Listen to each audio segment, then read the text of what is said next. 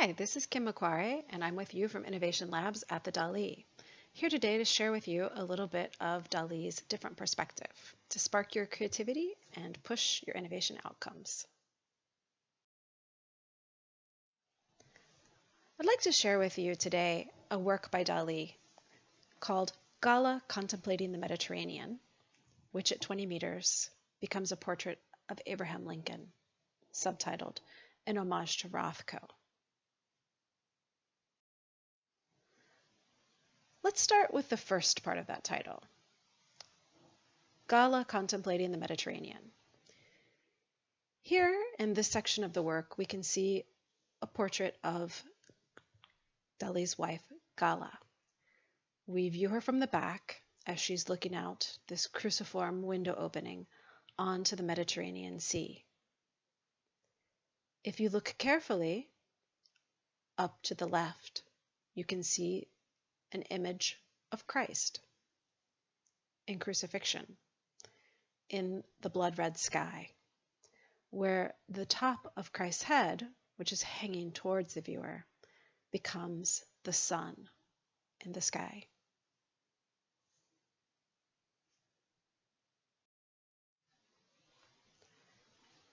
Now, to help us get a bigger perspective on this work, I'd like to think about the subtitle, Homage to Rothko.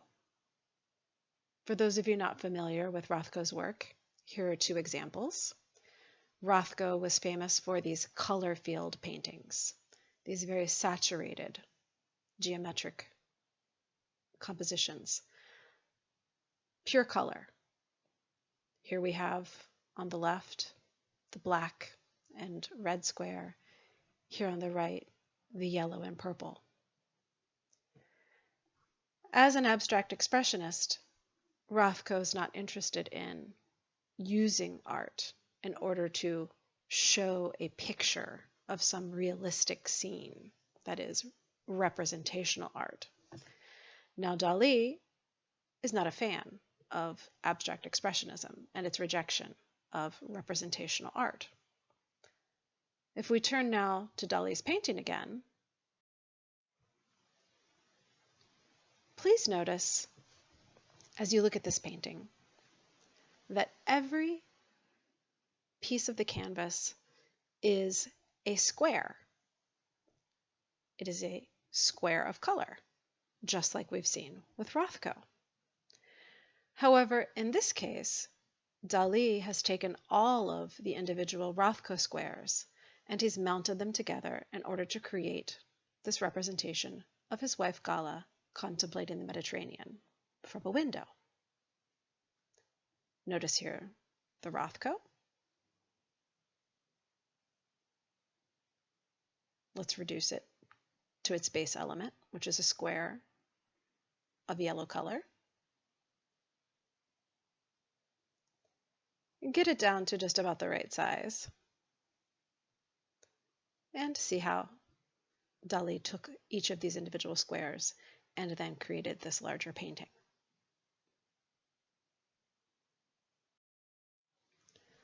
Now there's a secondary level going on at the same time. Now let's look at the part of the title, which becomes a portrait of Abraham Lincoln. On the left, there is a copy of the cover of the November 1973 Scientific American. Dali was an avid reader of math and science texts and an avid collector of Scientific American issues. When this particular issue came out, it included an article on facial recognition.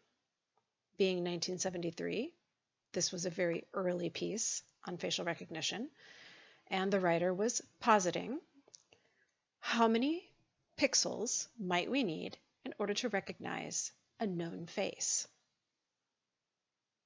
On the right, we have the author of that article's pixelated image of Abraham Lincoln, where on the cover to the left, we see the pixelated image of George Washington, two faces that would be known to the US and an even larger audience.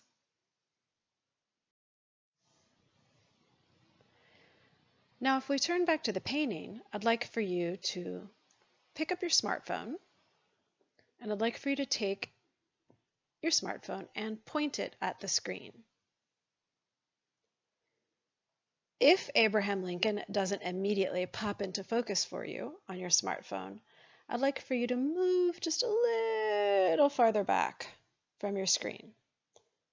And as soon as you move back with your cell phone, it should pop right into focus. It may also help if you squint your eyes. Very frequently with visual illusion paintings, squinting your eyes also helps pop the image more clearly into focus.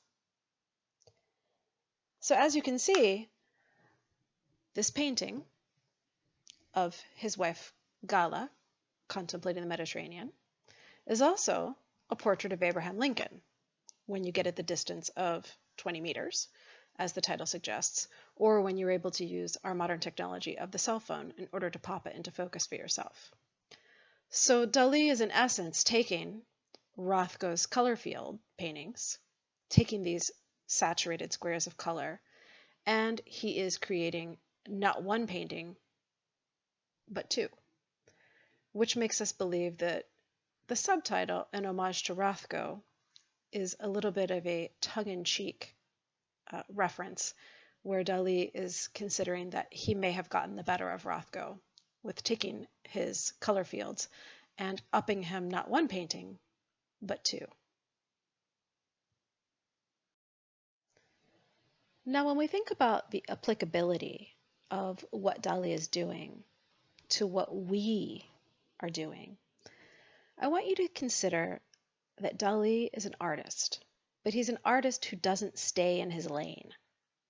He's an artist who's reading Scientific American in this case, and it is his reading of the article on facial recognition that allows him to view Rothko's color squares not just as color squares, but as pixels that could potentially create a face.